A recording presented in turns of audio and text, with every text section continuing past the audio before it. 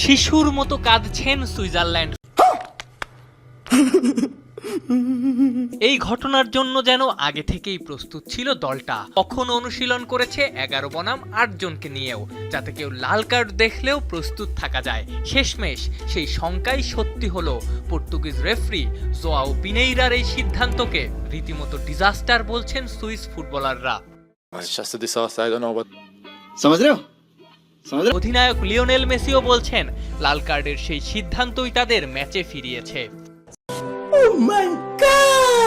শেষের দিকে তার একজন খেলোয়াড় কম নিয়ে খেলেছিল, ঠিক তখনই আমরা ফাঁকা জায়গা খুঁজে পেতে শুরু করলাম।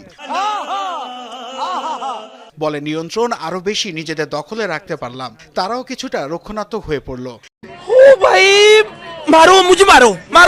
খেলা নিয়ন্ত্রণ আমাদের হাতে ছেড়ে দিল।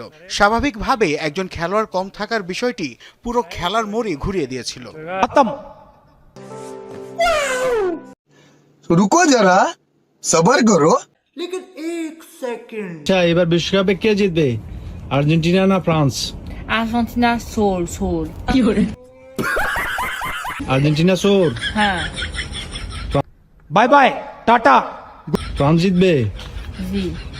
তুমি শিওর? জি। শাবাশ বেটা।